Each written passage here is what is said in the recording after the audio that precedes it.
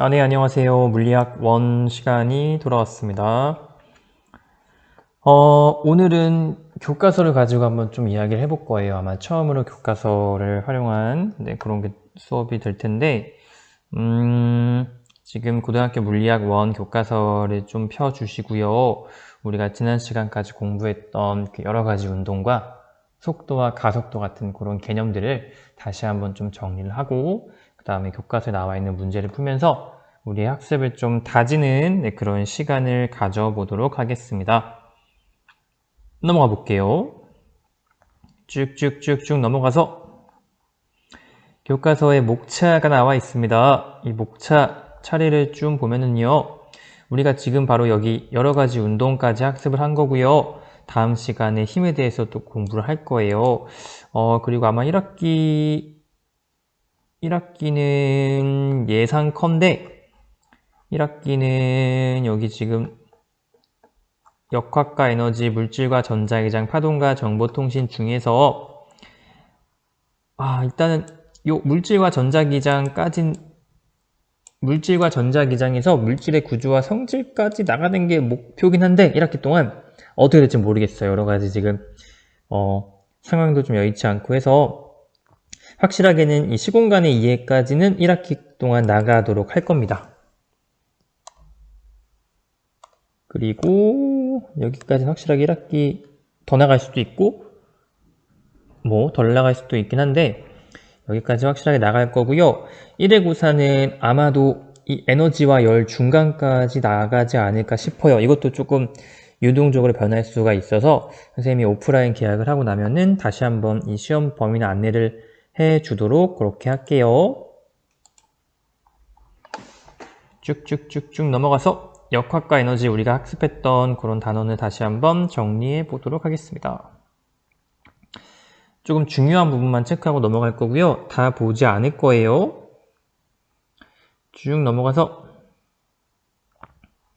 앞부분은 넘길게요. 여러 가지 운동 한번 학습을 해 보겠습니다. 다시 한번 복습하는 차원에서 우리가 내용을 한번 쭉 정리해 보도록 할게요. 여러 가지 물체의 운동을 분류하기 여기 한번 해보도록 할게요. 놀이공원에 가본 친구들이 아마 있을 텐데 이 놀이공원에 가면 여러 가지 놀이기구들이 여러 가지가 있습니다. 이 중에서는 일정한 속도로 운동하는 친구도 있고 점점 빨라지는 속도로 운동하는 친구도 있고 원운동하는 친구도 있는데 이런 친구들을 한번 우리가 분류를 한번 해볼게요. 여기 아래 표가 있습니다. 이 표에 보면서 각각의 놀이기구의 운동 방향과 속력을 한번 표시해 보도록 하겠습니다. 한번 직접 해보실까요? 오케이, 됐죠? 같이 한번 볼게요. 두 번째를 지금 보면은 두 번째 거는 관람차가 있는데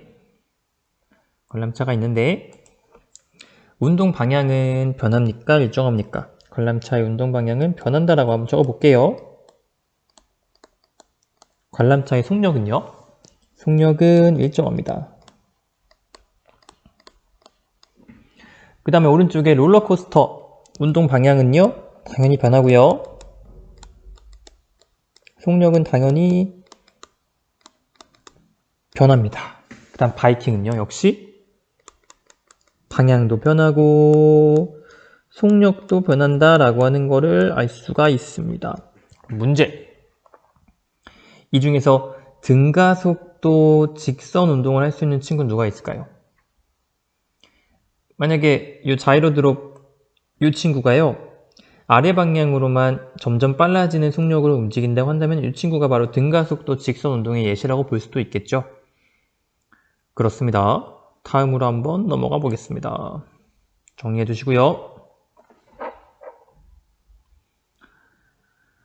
생활 속의 여러 가지 운동 그림에서 지금 보니까 생활에서 관찰할 수 있는 여러 가지 운동들이 나타나 있는데요. 첫 번째 그림을 보니까요. 연직 아래로 떨어지는 다이빙 선수의 그림이 나와 있습니다. 이 높은 곳에 정지해 있던 다이빙 선수는 연직 아래로 떨어지면서 뭐뭐는 점점 빨라질까요? 당연히 속력이겠죠. 속력은 점점 빨라지고요.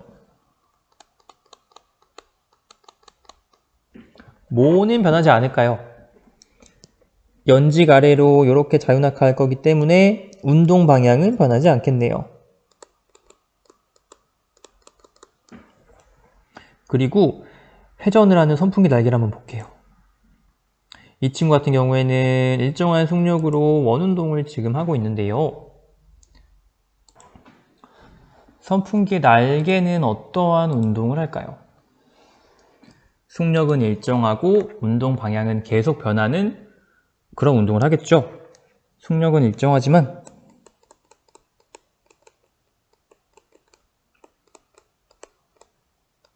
일정하고 방향은 계속 변하는 운동을 하겠습니다. 다른 말로 하면 등속 원운동을 한다 라고 이야기를 해줄 수가 있을 글씨가 아주 예쁘네요. 자, 등속 원운동을 한다 라고 하는 거를 이해할 수가 있고요. 다음 축구선수가 비스듬히 찬 공은요.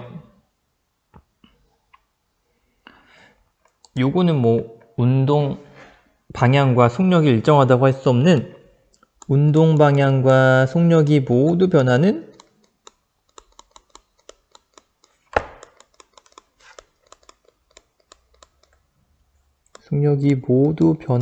어떤 운동을 한다?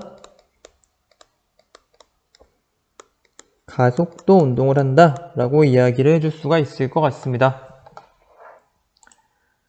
그 다음에 한번 넘어가 보도록 하겠습니다. 자, 우리 이제 이 운동을 한번 분류해 볼 수가 있을 것 같은데요.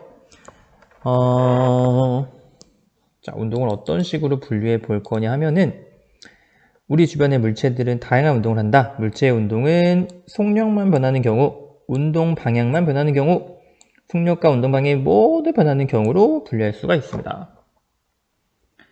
자, 속력만 변하는 운동이에요. 언덕에서 자전거 타고 내려올 때 페달을 밟지 않아도 자전거의 속력은 점점 빨라진다. 고드름에서 떨어지는 물처럼 물체가 아래로 떨어질 때 속력은 점점 빨라진다. 이런 경우들을 한번 여러분들이 직접 읽어보세요.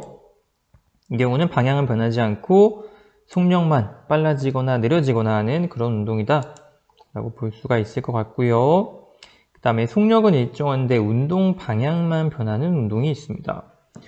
회전하는 관람차, 인공위성, 시계의 바늘 등등은 물체의 속력은 변하지 않고 운동 방향만 바뀌고요. 이 친구들을 등속 원운동이라고 이야기를 해줍니다. 그 다음에 세 번째, 속력과 운동 방향이 모두 바뀌는 친구가 있어요.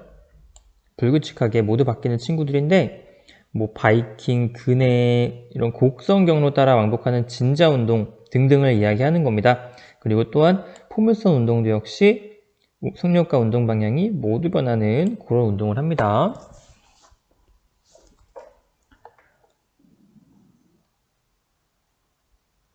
한 가지만 추가적으로 적어 놓을게요. 이렇게 속력과 운동 방향이 모두 변하는 친구들을 가속도 운동이다 라고 이야기를 해줍니다. 우리가 프린트 학습지 할 때 학습을 했던 그런 내용이에요. 그 다음에 한번 넘어가 보겠습니다. 이제 운동의 표현이 나오는데요. 중요한 부분이 나왔어요. 이제 속력과 속도, 이동거리, 변이 같은 개념들을 좀 학습해 볼 필요가 있는데 물체의 운동은 속력과 운동 방향의 변화로 구분할 수가 있다. 운동하는 물체의 위치는 시간에 따라 계속 달라진다. 이때 물체가 움직이는 경로를 이동거리라고 하고 처음 위치와 나중 위치에서의 변이를 변이라고 합니다. 변이의 크기는 처음 위치와 나중 위치 사이의 직선거리와 같고 방향은 처음 위치에서 나중 위치를 향한다. 이렇게 변이에 대해서 자세히 나와 있습니다. 그래서 지금 보니까 물체의 빠르기를 나타내는 속력이 나와 있어요. 속력은 단위 시간 동안에 이동한 거리입니다. 정말 중요한 거는 바로 이 속력과 속도의 차이인데요. 속력과 속도의 차이는 확실하게 우리가 구분을 해둘 필요가 있습니다. 속력과 속도. 속력은 시간분의 어떤 거지? 거리고요. 속도는 시간분의 변이에요. 이 차이점이 굉장히 중요한 거 다들 알고 있을 거예요. 다시 한번 기억을 좀 해두고요. 특히 이 중에서 운동 방향도 함께 나타내는 물리량의 속도를 알아야 한다. 속도는 단위 시간 동안 물체의 변이를 나타내는 것이다. 속도에는 뭐가 들어간다? 운동 방향도 반드시 중요하게 표현을 해준다 라고 하는 거 기억을 해두겠습니다.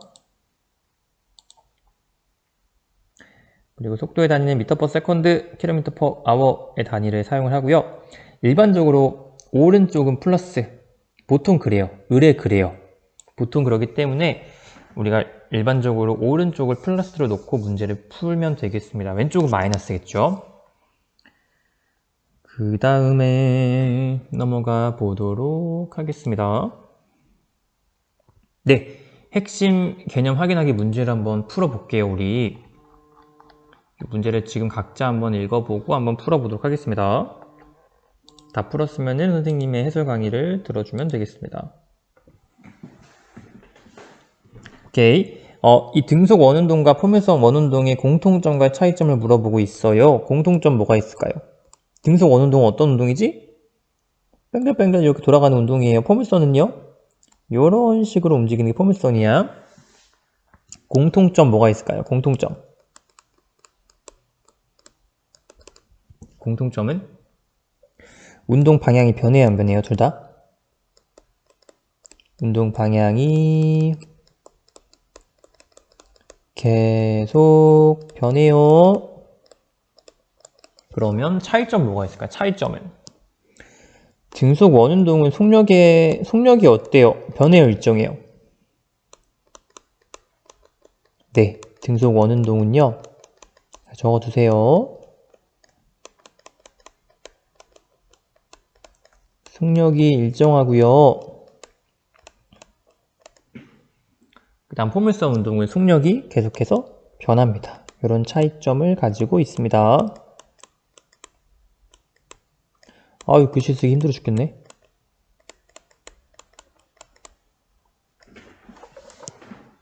그 다음에 이동거리와 변이가 항상 같을 때는 물체가 어떻게 운동을 할 때일까요?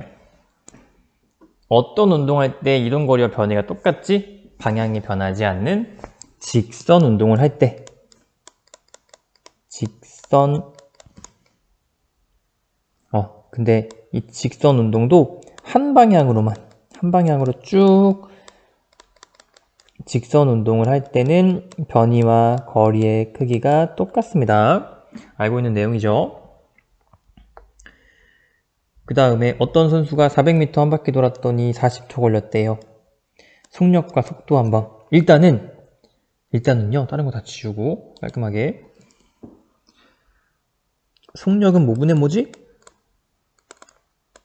속력은 시간분의 거리고요. 속도는 뭐분의 뭐지? 속도는 시간분의 거리가 아니고 시간분의 변이죠. 좀 헷갈리지 않게 이렇게. 그러면 시간분의 거리, 시간은 몇 초입니까? 40초의 시간 동안 이 친구 얼마의 거리 이동했어요? 400m 이동했네요. 그러면 속력이 얼마가 나오지? 10m per second. 하지만 속도는요? 시간은 변함없이 40초인데 변이는요? 한 바퀴 돌아서 제자리 돌아왔어요. 변이가 있을까요? 없을까? 처음 위치와 나중 위치가 같기 때문에 변이는 존재하지 않습니다. 속도는 0m per second. 어렵지 않죠? 다음으로 넘어가겠습니다. 우리 가속도에 대한 부분도 굉장히 중요한 부분입니다. 가속도. 자, 이 실생활에서 운동하는 물체들은 대부분 속도가 증가하기도 하고 감소하기도 한다. 물체의 속도가 변하는 정도를 어떻게 나타낼 수 있을까라고 되어 있습니다. 이 아래 자료 해석 한번 볼게요. 지금 보니까 이 그림이 자동차의 그림이 나와 있는데 5초 간격으로 나타낸 것이래요. 이 사이 간격이 5초라고 하는 건데 속도의 크기가 제일 많이 변한 구간은 어딜까요? 이 사이는 속도 간격이 20이고요. 여기는 10이고요. 여기는 역시 10인데 마이너스 10이네요. 속력이 줄었어요. 속도의 크기가 줄었어요. 여기는 마이너스 5라고 이야기할 수가 있겠네요. 그러면 속도의 크기이기 때문에 뭘 써야 돼요? 크기는 절대값.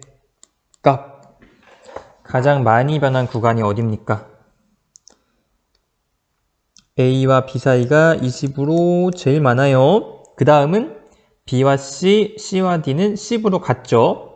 속도의 크기니까 부호 상관없이 마지막은 가장 간격이 적은 구간은 D와 E 사이가 되겠죠. 속도가 변할 때 이 속도의 변화 정도를 나타내는 방법을 한번 어떻게 하면 좋을까라고 되어 있는데 이게 바로 누구를 얘기하는 겁니까? 가속도를 이야기하는 거죠. 가속도 A를 이야기해 주는 겁니다. 그럼 과연 가속도가 뭐냐 한번 보도록 하겠습니다. 내려와서 자, 물체의 속도가 변할 때 속도가 변하는 정도를 나타내는 물리량을 가속도라고 한다. 가속도는 1초 동안의 속도가 얼마나 변하는가로 나타낼 수가 있다. 가속도. 아이고.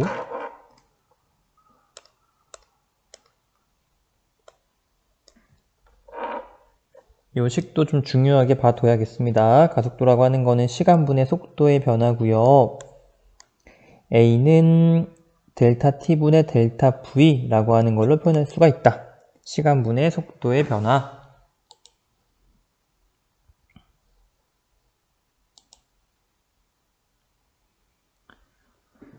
그래서 가속도의 단위는 미터 퍼 세컨드의 제곱을 사용을 하고요. 이 속도가 크기와 방향을 모두 가지기 때문에 가속도도 역시 크기와 방향을 전부 다 가집니다. 크기와 방향을 전부 다 가집니다. 아이고, 왜 이래?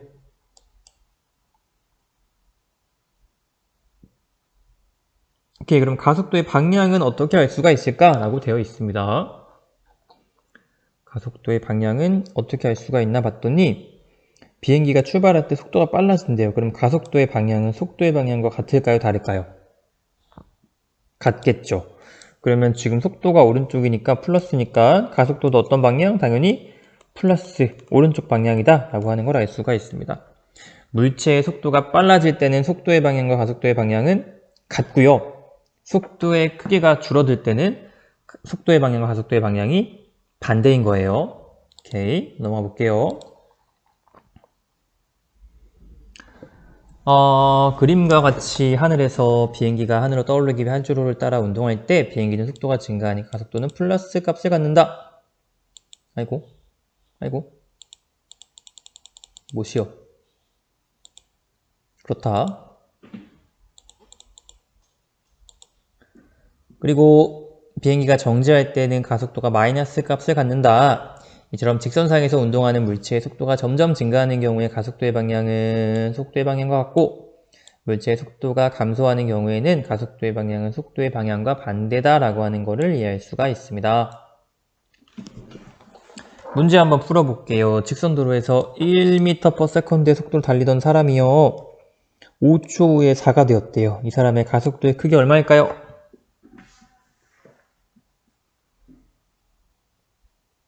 자, 지금 속도가 증가했습니까? 감소했습니까? 증가했네요. 그럼 가속도의 방향은 속도의 방향과 똑같은 건데 우리 공식을 통해서 한번 구해보면 좋을 것 같아요. 공식 한번 써볼게요. 첫 번째 공식 어떤 거였지? V는 V0 더하기 AT라고 하는 공식에서 나중에 속도는 얼마가 되었대요? 4가 되었대요. 처음 속도가 얼마래요? 1이래요. 그러면 걸린 시간은요? 5초래요. 5초. 그러면 A가 얼마가 나올까요? A는 마이너스 5분의 3. 단위는 마이너스가 아니지. 미안해요. 플러스 5분의 3이에요. 플러스 5분의 3. 플러스 5분의 3이고 단위는 미터 퍼 세컨드의 제곱이다 라고 이야기해 줄 수가 있을 것 같습니다. 그러면은 운동 방향과 가속도의 방향이 반대일 때 물체의 속도는 어떻게 될까요? 당연히 감소하겠죠. 오케이.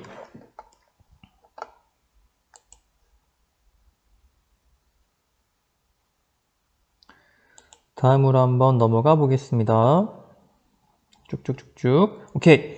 여기까지 하겠습니다. 힘과 운동 전까지 19페이지까지 교과서를 한번 쭉 훑어봤고요. 지금부터는 다시 이제 우리 저번 시간에 선생님이 배부했던 그 프린트를 한번 꺼내 보도록 하겠습니다.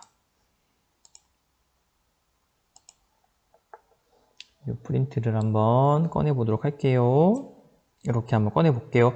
자, 우리 친구들 웬만하면은 이 프린트 인쇄해서 직접 현물을 가지고 학습하는 게 제일 좋긴 한데, 그게 안 되는 사람들은 다른 어떤 연습장에 적어 두었다가 나중에 학교에 오면 선생님이 직접 인쇄를 해줄 건데, 거기에다 옮겨 적든지 그런 식으로 좀 진행을 해야 될 것 같아요. 오케이. 자, 그러면 지금부터 이 힘과 운동 한번 학습을 해보도록 하겠습니다. 지금까지 우리가 속도와 가속도에 대한 부분을 좀 학습을 했고요. 지금부터는 힘에 대해서 한번 공부를 해보도록 하겠습니다. 힘이라고 하는 것, 물리에서 가장 중요한 개념 중에 하나니까요. 집중해서 잘 들을 수 있도록 그렇게 좀 해주세요. 오케이. 잠깐만.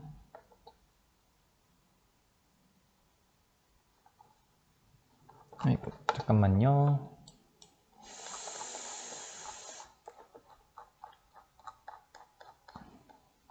오케이, 가보겠습니다. 힘이 나와 있는데요. 이 힘이라고 하는 거는 우리가 익히 주변에서 많이 느끼고 있는 것인데, 이 물리학에서 이야기하는 힘은 조금 다릅니다. 한번 어떤 것인지 한번 볼게요. 힘이라고 하는 건요, 물체의 모양이나 운동 상태를 변화시키는 원인을 힘이라고 하는 거예요. 모양과 운동 상태, 이 두 가지를 변화시키는 걸 힘이라고 하는 거고요. 힘의 표시에는 3요소, 힘의 3요소,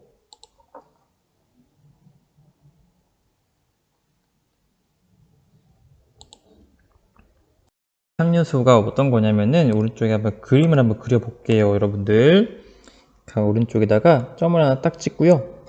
화살표 이렇게 한번 그려볼게요, 화살표. 이렇게. 여기서 세 가지 힘의 3요소가 있는데요. 하나는 작용점이야. 점 찍은 거 있죠? 요건 힘을, 요 작용점에 힘을 준다라고 하는 의미예요. 작용점이, 힘이 작용하는 점인 거지. 작용점이 있고, 화살표의 길이는 어떤 걸 표현해 주는 거냐면 힘의 크기입니다. 당연히 화살표가 길수록 힘의 크기는 커지는 거겠지. 화살표의 방향은요, 힘의 방향을 표시해 주는 겁니다. 이 세 가지를 가지고 우리가 힘을 나타내는 힘의 3요소라고 이야기를 해주는 거예요. 굉장히 직관적이죠. 우리가 앞으로 힘을 표시할 때는 이렇게 화살표를 가지고 힘의 크기와 방향과 작용점을 표현을 해 주도록 하겠습니다. 힘의 단위는 뭡니까? 뉴턴이요, 뉴턴. 영국의 유명한 물리학자인 뉴턴의 이름을 따서 힘의 단위를 뉴턴을 쓰는 거고요. 밑에 중요한 식 하나만 적어볼게요. F는 MA라고 하는 식이 있습니다. 굉장히 중요한 식입니다. 한번 별표해두고 적어놓을게요. F는 뭘까요? 힘이야, 힘. M은요, 질량입니다. A는요, 가속도예요. 이 식이 의미하는 건 뭐냐면 1N은 질량이 1kg인 물체를 1m/s의 제곱으로 가속시키는 힘이다 라고 나와 있어요. 이 F의 단위가 바로 뭐다? 뉴턴이라고 하는 단위를 쓰는 거고요. 이 F, 힘은 질량과 가속도의 곱으로 표현을 해줄 수가 있습니다. 이건 또 추후에 자세하게 또 공부를 해볼 거예요. 그래서 그 밑에 넘어와 보면은요, 이 R자임이라고 하는 게 있는데, 힘은 더할 수가 있습니다. R자임 합력. 한 물체의 한 가지 힘이 아니라 여러 힘이 작용할 때 물체에 작용한 모든 힘을 합한 것을 합력이라고 하고, 다른 말로 하면 R자임이라고 이야기하는 거예요. 그래서 힘을 합성하는 두 가지 방식이 있는데, 같은 방향인 경우가 있고요, 반대 방향인 경우가 있습니다. 같은 방향일 때는 그냥 뭐 하면 되겠어? 더해주면 되겠죠. F1과 F2가 작용하니까 더해주면은 합력은 얼마가 되는 거야? F1 더하기 F2가 되는 거고요. 이번엔 반대 방향이니까 큰 거에서 작은 거 빼줘야겠지? F1 빼기 F2 해볼게요. 남은 거는 바로, 아이고, 남은 것은 F1 빼기 F2. 힘의 방향은요? 힘의 방향은 오른쪽이 되겠죠. 왜냐면 F1이 F2보다 컸으니까 남는 거는 오른쪽 방향에 F1 빼기 F2라는 힘이 남게 되는 것입니다. 이게 바로 힘의 합력, 알자 힘, 이 물체에 작용하는 알자백이 힘이 되는 거예요. 그러면 다시 이제 우리 왼쪽으로 넘어와서 이 왼쪽에 1번 문제 한번 볼게요. 한번 풀어볼까요? 얼마지? 알자의 크기는 7N. 그 다음에 그 아래 반대 방향의 힘이 작용합니다. 4N, 3N. 알자백의 힘의 크기는 얼마? 1N. 방향은 오른쪽이죠, 오른쪽.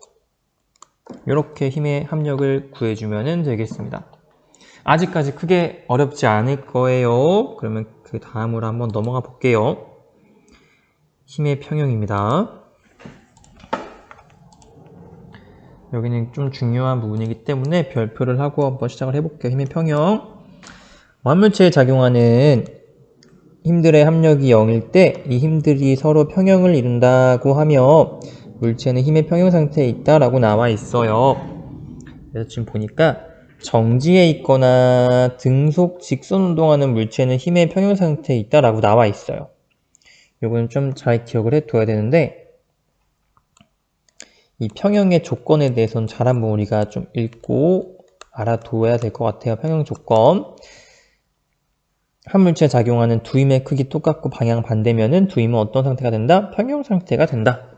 이 평형 상태의 물체는 정지해 있거나 등속 직선 운동을 하고 있다. 이 부분은 꼭 좀 잘 기억을 해두세요. 아래 물체 그림 한번 보겠습니다. 이 물체 같은 경우에는 지금 정지해 있을까요? 어떻게 하고 있을까요? 정지해 있네요. 가만히 정지해 있는 물체예요. 봤더니 왜 정지해 있지? 그렇죠. 왼쪽으로 10N, 오른쪽 10N으로 알자백의 힘이 합력이 얼마가 되죠? 알자 힘이 합력이 0N 되기 때문에 이 물체는 정지해 있던 물체는 계속해서 정지해 있을 거예요. 정지한 물체가 되는 거예요. 또 한 가지. 잠깐 여러분들이 많이 헷갈려 하는 게 그러면 정지한 물체만 힘의 평형 상태에 있냐라고 물어볼 수가 있는데 등속 직선 운동하는 물체도 힘의 평형 상태에 있다라고 이야기할 수가 있는 거예요. 이게 어떤 말인가 하면은